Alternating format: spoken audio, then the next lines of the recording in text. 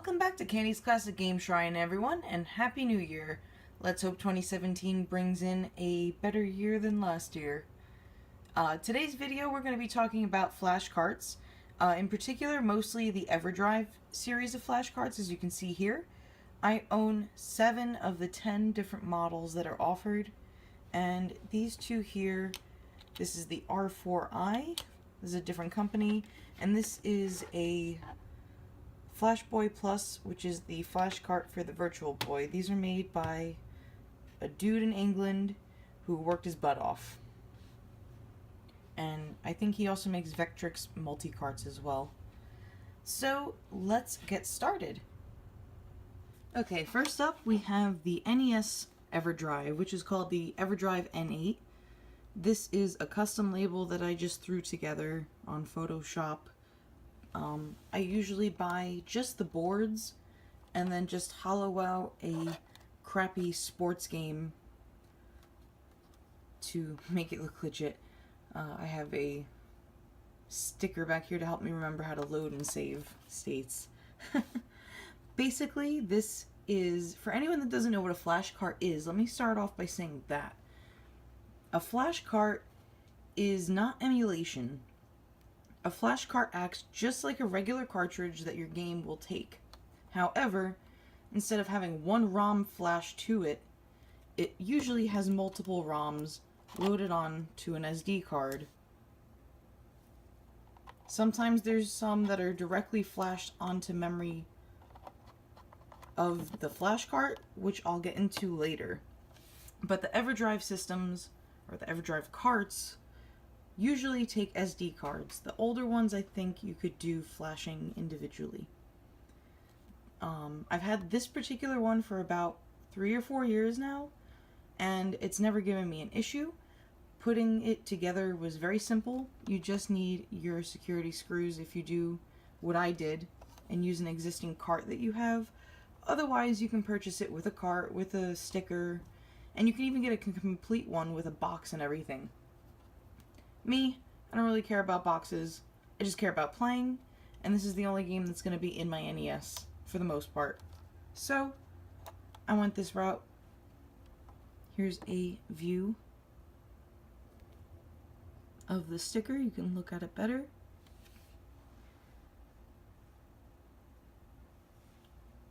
Now this, at the time that I purchased it, it was, I think, $78 shipped about. Just about every year, Stone Age Gamer and Crix, the creator of these carts, have Black Friday sales, and you can usually pick them up pretty cheap, which is usually what I do, because I'm a frugal game collector. Or cheap, however you want to put it. This is the Super Everdrive. This is the next one up. This one I actually just got right after the new year, and I couldn't be happier with it. My only complaint is that the mold for it is a little sloppy. I don't know if you can see with the lighting, but you can see the lines here. Almost looks like a compact flash went here. But I really don't care. It's for function, not for appeal. See here, Crix.com. This is one of the websites you can purchase the Everdrive cards from directly. And I actually have it loaded up right here. This is the Crix.com website. When you go to the site, this is the store with all of the different Everdrives that are available.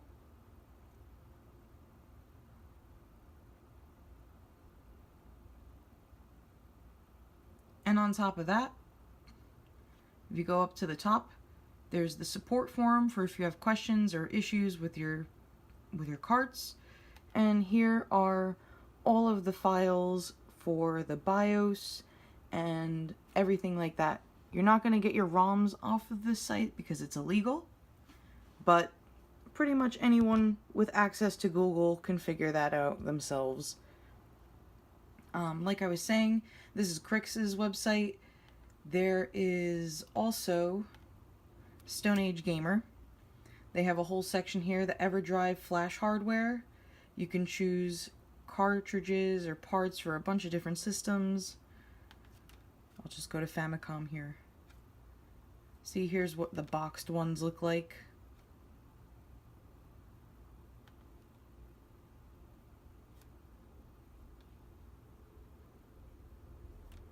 So yeah, just to give you guys an idea. So yeah, back to the Super Everdrive. This thing, it can get a little confusing when you're looking for an Everdrive or even a Flashcard for the Super NES. The Super NES requires a lot of different chips for a lot of different games. So, not all games are going to be compatible with this particular Everdrive. You're going to want the more expensive SD to SNES. It's not really considered an Everdrive, but it's by the same maker of the Everdrives. It is pretty much going to support everything minus the FX chip and one other chip, and that's literally a firmware update away. But you're looking at nearly $200 for that, so I'm waiting for the update before I purchase that. Till now, I got this, and I went for the option to have the DSP chips installed, so that I have more support for games like Super Mario Kart and the like.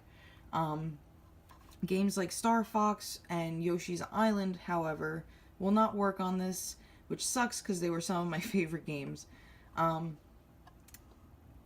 Just like the other one, unfortunately this one is not spring-loaded like the last one, which really sucks. It can take SD cards or the SD to mini SD adapters.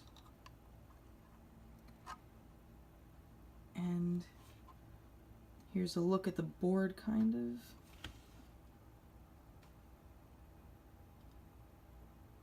That's kind of hard to tell. Sorry, guys. But this one I did not make a label. This one came with a label, came with its own shell. Another thing I have to complain about is that since the shape is a little off and more like the European style, getting it to just slide right into the SNES, at least my US one, is a little finicky at times, but other than that, it doesn't affect the ability to play games at all with this. And for what it's worth, which I think I paid about $78 shipped for this one with the Black Friday sale, well worth it for anyone that's looking to play some SNES games. Next up is the Everdrive 64. I don't know if you can see the 64 on there. I need to redo the label. But this is also a custom label, and I gutted out a broken sports game that I had to make the shell work. I took out the RF shield that was in there because the shell needed to be slightly modified to A, have the memory card stick out, and B, the board fit in. Again, this is a very standard one. This is the version 2 of the Everdrive 64. There's a version 3, however, there's virtually no difference other than some slight compatibility, differences, but all the games that aren't compatible with V2, I actually own myself, so that's not a problem for me.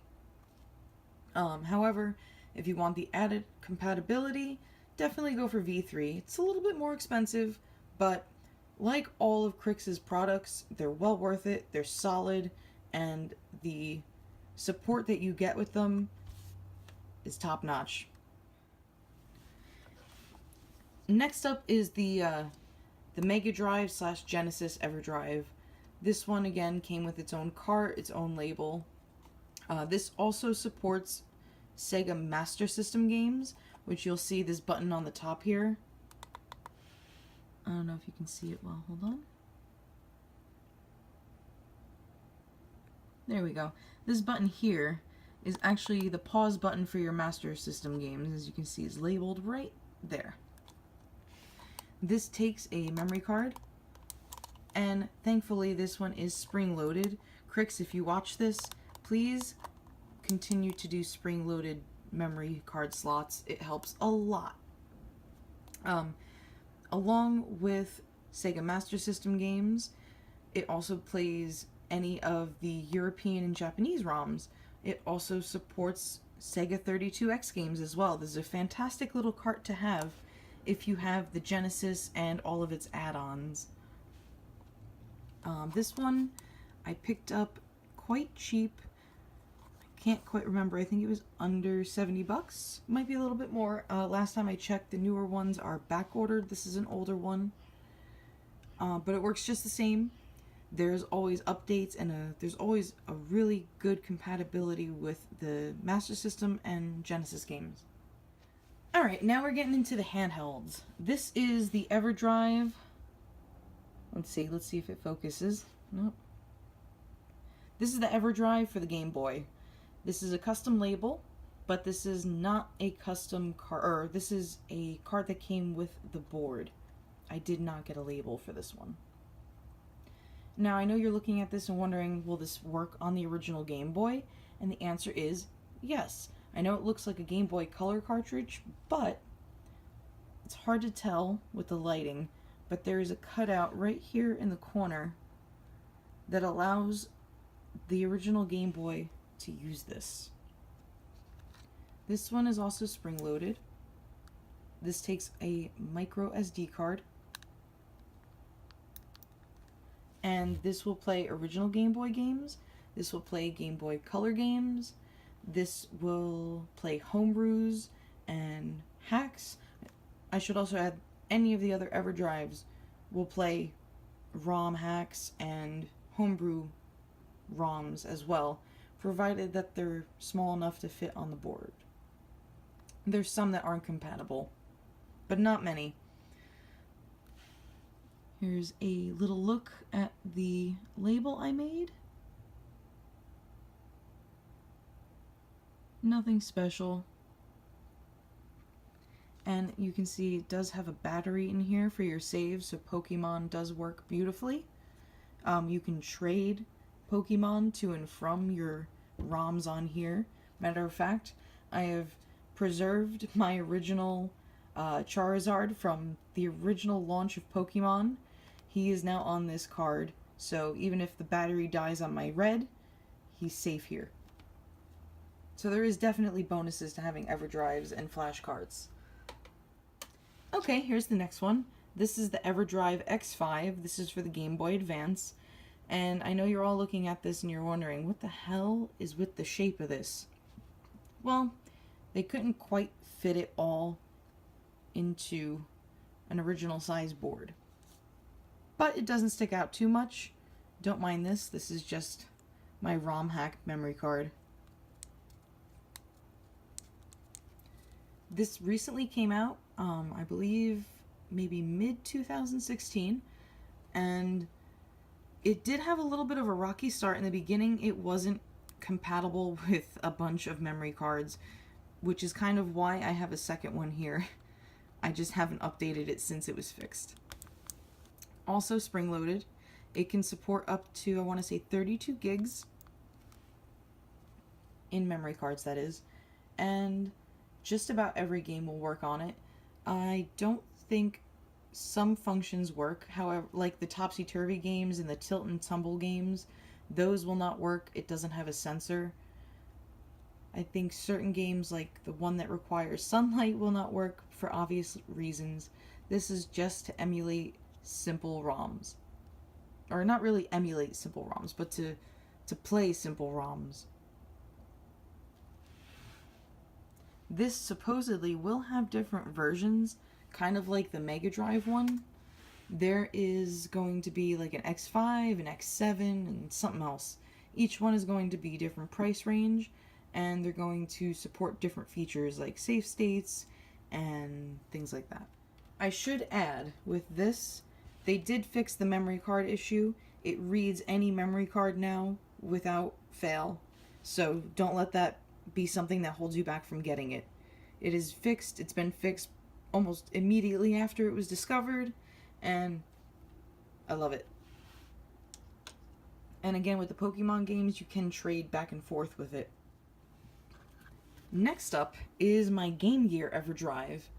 This Everdrive has my favorite label, clearly. This is one that I just bought the board, and I had a broken Monaco GP, so I basically just used the shell, and I'm still kind of working on a label. But I would show you where the memory card goes.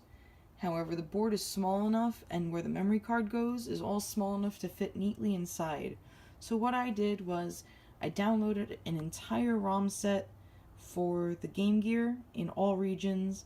I loaded it up onto a memory card, stuck it inside, and closed it up. No one would even know that this was a Flashcard unless they opened it up or read my label. Now I just need to fix the screen on my Game Gear so I can see it when I play it. That's a whole other story. Okay guys, that's it for all of the Everdrives that I own right now. Let's get into the two that I own that aren't Everdrives. First up is the R4i for the 3DS, DS, and all of the DS families. This is just your standard Flashcard that will play Nintendo DS ROMs. It will support emulators for the NES, Genesis, ColecoVision, Intellivision, Atari 2600. I'm trying to think of what else I used to emulate on this. And I think that's it. I mean, there could be more now. I'm sorry, there was some Super Nintendo emulation on it. However, it was just terrible. And not many games worked with it. You gotta be careful with these because you can easily find bootleg ones, and the bootleg ones often run into compatibility issues, and half the time they don't even work. Best bet is to go on R4's website and look for licensed retailers and just pick one up through them. That's what I wound up doing. Another one that I can recommend is the Ace card. That's another one that I used to use. My brother-in-law has that one now. Last but not least, at least to me, is the Flashboy Plus. This is a revised version of the Flashboy, which was the original Flashcard for the Virtual Boy. This is a 3D printed one. In the beginning they did use donor carts, usually Virtual League Baseball, but now that 3D printing is a thing and it's affordable, most of the cases for the Flashboy are 3D printed. They come with a nice dust cover, and unlike the other ones, this one is something that you have to load via USB and only one game at a time. Unfortunately, that is the downfall of this. That and the fact that you have to use a program that only works on Windows to drop the games on, or game onto here. It does support saving, which is nice, so when you're playing Wario, you don't lose your progress, but when you flash another game onto it, you will. I'm hoping in the future that maybe they revise this and find a way to add multiple games on at once, or even allow that hyper fighting game, at least the ROM version, to fit onto here. I know that required a special board to fit, which is probably, not probably, but it is the reason why it won't work on here. Maybe Crix will pick up an Everdrive version of a Virtual Boy flashcard. I've been loving the idea of one. I've been begging for one, and I doubt it's going to happen. But for now, this is more than perfect. It definitely gets the job done, and it plays the games flawlessly. And I like that it's hot pink because it matches my Virtual Girl. Alright, I'll give you guys a little peek as to what the DS flashcard's like. And for some variety, I'll use my original fat DS.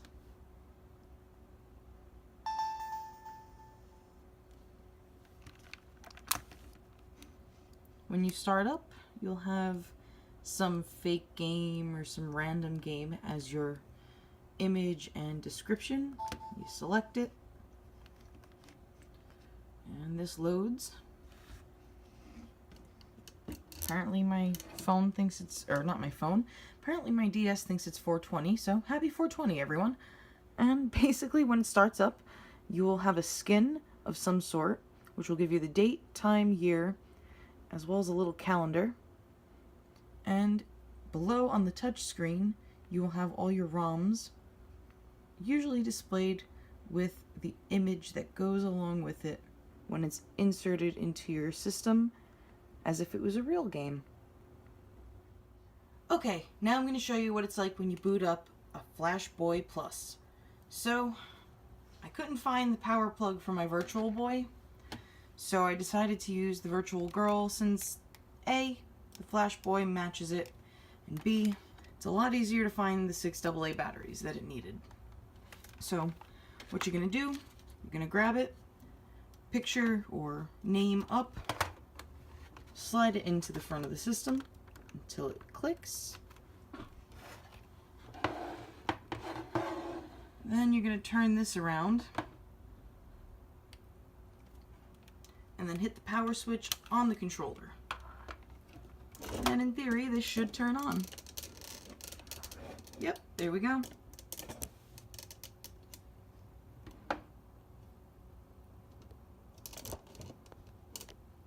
Sorry guys, it's a little difficult to record this damn console.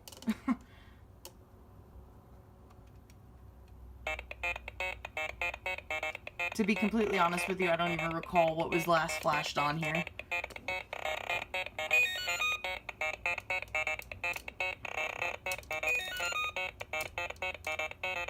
Looks like Thunder Engine, which I believe is a homebrew.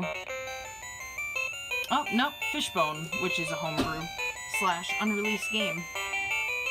Let me show you with the Game Boy one.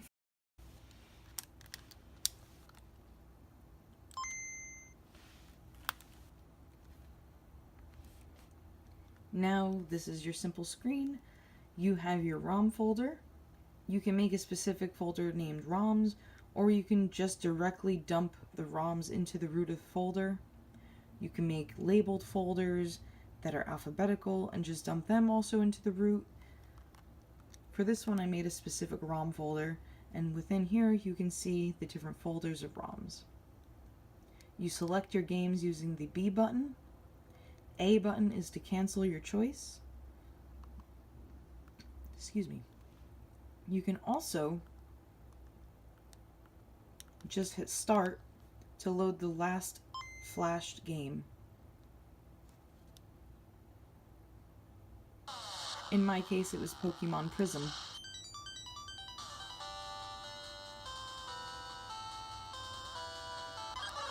And it plays just like a regular game. Next up, I'll show you the Everdrive X5, since I have the Game Boy Advance right here. See? Told you it doesn't stick out much. About the width of a memory card. Or micro SD memory card.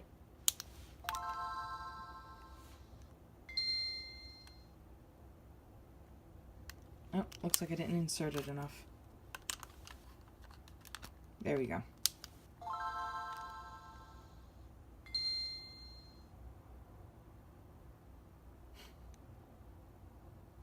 And here you go. This is pretty much the same screen that you saw on the Game Boy one. On this one, the GBA SYS is your system files. Underneath here is your ROMs A through B, C through D, etc. This one you can also start your last flash game by hitting start. Alternatively, you can hit select, go to your options menu, go to your recently played games.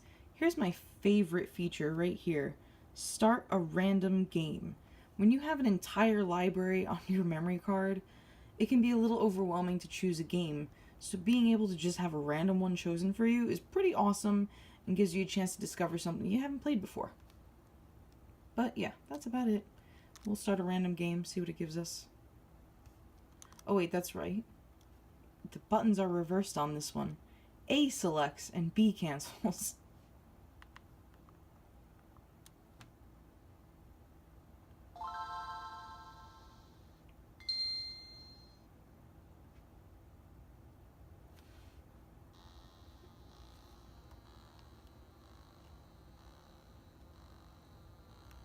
Apparently this looks like some sort of hacked Finding Nemo ROM.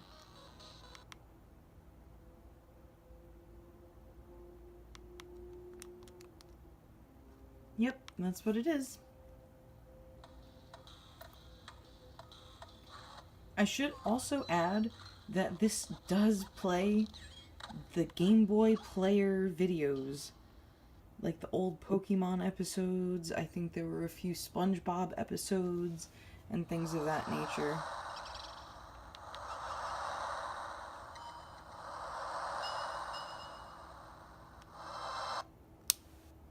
So that's it for these handhelds. You pretty much get the gist of the Everdrive. Pretty much all of their menus will look like that, and that's pretty much all you need to know about them. If you have questions about them, feel free to ask me in the comments. Feel free to also use the support forums on Crix.com. I'll leave links in the description below. Until next time, guys, thank you for watching. Take care.